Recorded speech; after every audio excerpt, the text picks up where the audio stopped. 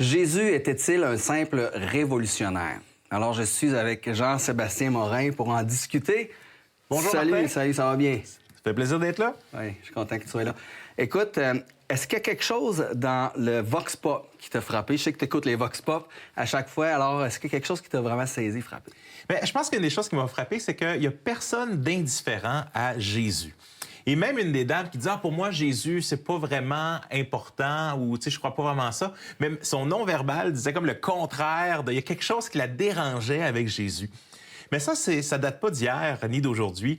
Quand, au temps de Jésus même, à un moment donné, Jésus va asseoir ses disciples, il va lui dire « Qui est-ce que le monde dit que je suis? » Et il y en a, les apôtres répondent, il y en a qui pensent que tu es une réincarnation d'un ancien prophète. Il y en a un autre qui pense que tu es un tel. Il y en a un autre qui pense que tu es un prophète. Il y en a un autre qui pense que... Mais vous, qu'est-ce que vous dites que je suis? Et là, les disciples qui marchent avec lui depuis un bout de temps, puis qui le suivent, puis qui espèrent qu'il est comme le Messie d'Israël, le Sauveur, l'apôtre Pierre s'exclame, « Car tu es le Christ, le Fils du Dieu vivant. Puis là, Jésus a répondu, « Bon, peu importe ce que tu crois, tu as raison. » Non, c'est pas ça qu'il a dit. Il a dit, tu as raison, mais cette vérité-là, c'est mon Père céleste qui te l'a révélée.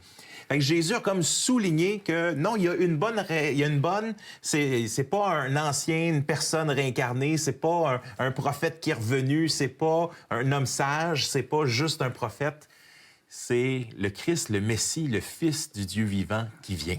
Est-ce que Jésus, il a dit de lui-même qu'il était Dieu dans les évangiles? Dans les évangiles, on retrouve les enseignements de Jésus. Beaucoup de ses paroles, de ses actions, une bonne partie des évangiles traitent la dernière semaine, même les dernières journées de sa vie, parce que la crucifixion, sa mort, sa résurrection sont vraiment quelque chose d'important. Mais Jésus va dire beaucoup de choses à propos de lui-même. Et d'ailleurs, une des raisons pour laquelle les gens vont vouloir le mettre à mort, c'est qu'il va faire des affirmations très fortes. Donc, on l'a, par exemple, en Jean 8, 58, il va discuter avec les pharisiens, donc les hommes juifs religieux de l'époque, et il va leur dire, avant qu'Abraham ne fût, qui est un grand personnage dans la foi juive, avant qu'Abraham fût, moi, je suis. Et là, ce que le texte nous dit, c'est que les Juifs prennent des roches puis ils veulent le tuer avec un coup de pierre. Puis nous, on regarde, si t'es pas familier avec la référence qui est faite, mais c'est quoi ça? C'est comme quand quelqu'un... Ça fait bizarre comme tant de verbes, hein? C'est comme quand quelqu'un cite une citation de film, puis t'as pas vu, tu connais pas c'est quoi le film qu'il a cité. Mais dans ce cas-ci, Jésus fait référence au mont Sinaï avec Moïse, quand Dieu se révèle, l'Éternel, Yahvé se révèle à Moïse et l'envoie pour libérer les Israélites. Et Moïse dit, mais c'est qui m'envoie? C'est quoi ton nom, Dieu? Et c'est là qu'il dit, je suis celui qui est. Et là, quand Jésus dit « je suis », il y a une identification avec Dieu dans l'Ancien Testament. Et grosso modo, il est en train de dire « je suis le Créateur qui vient visiter le monde ». Et c'est là les Juifs pognent les roches puis ils veulent le lapider. Fait qu'on va le retrouver dans Jean. Au commencement était la parole était avec Dieu, la parole était Dieu. Donc, ça va parler de Dieu le Fils, Jésus qui vient. Il y a beaucoup de passages en Colossiens. L'apôtre Paul, par exemple, va parler en Colossiens chapitre 1 que Jésus est l'image de qui Dieu est. Même chose en hébreu, il est l'essence de qui Dieu est. Donc, il y a beaucoup de passages. Un qui est peut-être encore plus époustouflant, si on peut dire, c'est dans Apocalypse, donc le dernier livre de la Bible. Je vais le lire en chapitre 1, verset 18.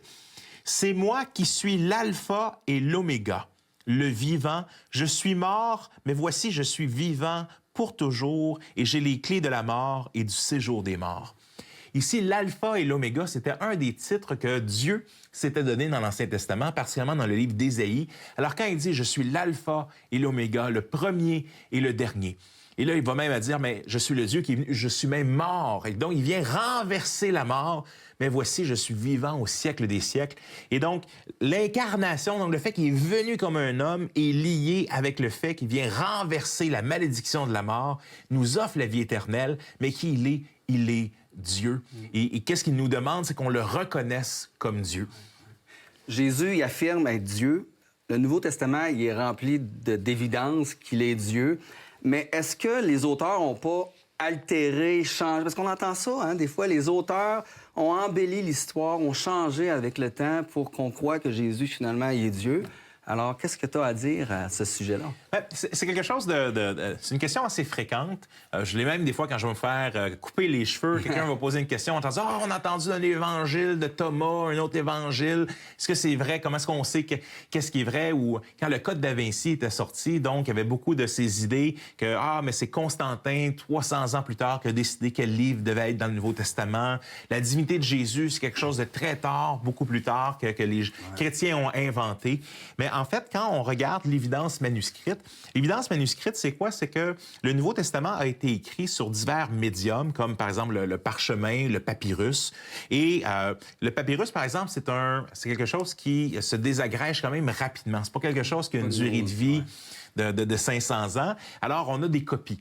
Puis de la façon que ça procède, nous, on a une imprimerie. Tu sais, par exemple, j'ai une copie de mon livre. Des tonnes de copies aujourd'hui. Hein? Des tonnes de copies, des tonnes de... Ouais. Mais toutes les copies de mon livre sont pareilles. Pourquoi? C'est la presse qui les a faites. Mais à l'époque, si tu voulais avoir un livre, il fallait que tu ailles voir la personne, tu l'empruntes, tu ailles un scribe qui transcrive complètement. Et là, tu donnais la copie, il partait. Et donc, avec toutes les copies qu'on a pu avoir, eh bien, on peut retourner puis voir assez proche de qu'est-ce que l'original. Okay.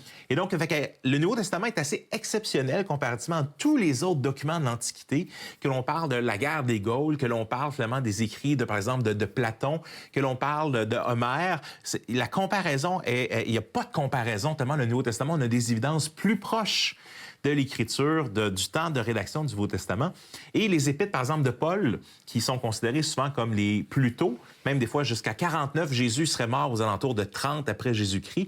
Donc, à l'intérieur de 15 ans, on a déjà l'apôtre Paul qui reconnaît déjà Jésus comme Dieu. Non seulement ça, mais il y a même dans les passages de l'apôtre Paul, par exemple en Colossiens, il va y avoir même des cantiques qui vont... Donc, pour que l'Église ait eu le temps de composer des chansons sur Jésus comme Dieu, ça démontre que c'est quelque chose de très, très, très tôt dans l'histoire. Fait que c'est pas quelque chose qui a été rajouté en 325.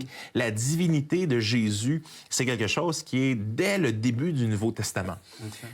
Moi, j'ai fait ma maîtrise en théologie, je l'ai faite sur ce qu'on appelle le Jésus historique. C'est-à-dire, qu'est-ce qu'on peut savoir de Jésus individu et qui il était. Et mon idée, c'est-à-dire, si j'avais aucun des autres, parce que dans le fond, quand on parle du Nouveau Testament, c'est 27 livres différents qui sont compilés en un.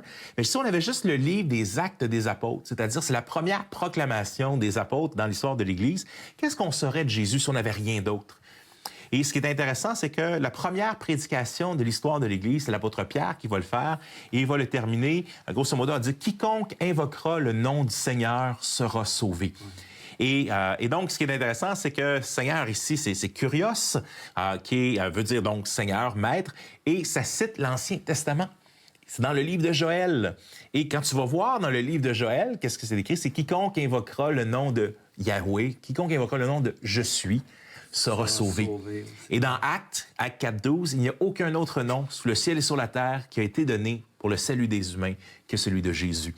Fait que le livre des Actes est rempli, c'est ce qui m'a amené à étudier le livre des Actes, parce que je voyais ces perles-là, même partout dans ces passages qui montraient que déjà très, très tôt dans l'histoire de l'Église, Jésus était reconnu comme Dieu. Donc, oui, Jésus s'est présenté comme Dieu et ce reflet-là des témoignages du Nouveau Testament va dans cette direction-là. Alors, merci beaucoup, Jean-Sébastien, pour ta participation. Qui dites-vous que je suis? La question que Jésus a posée à ses disciples. En fait, c'est une question que chaque être humain doit répondre. Certains vont dire, c'est un simple homme, c'est un sage, c'est un prophète, c'est un révolutionnaire, mais on doit répondre, qui dites-vous que je suis? Jésus a lui-même dit qu'il était le Fils de Dieu incarné en chair. Et il a changé la vie de tant de personnes et c'est ce qu'il veut faire avec chacun d'entre nous. Alors, on vous invite encore une fois, allez au Seigneur Jésus, confiez-vous en lui. L'heure de la bonne nouvelle, en collaboration avec le Messager chrétien, vous offre gratuitement le livre de méditation quotidienne La Bonne Semence. Pour en recevoir un exemplaire, écrivez-nous à l'heure de la bonne nouvelle, casier postal 33012, comptoir postal Thibault, Trois-Rivières, Québec, G8T9T8. Vous pouvez également nous joindre à info@hbn.ca ou par téléphone 1-866-509-1319.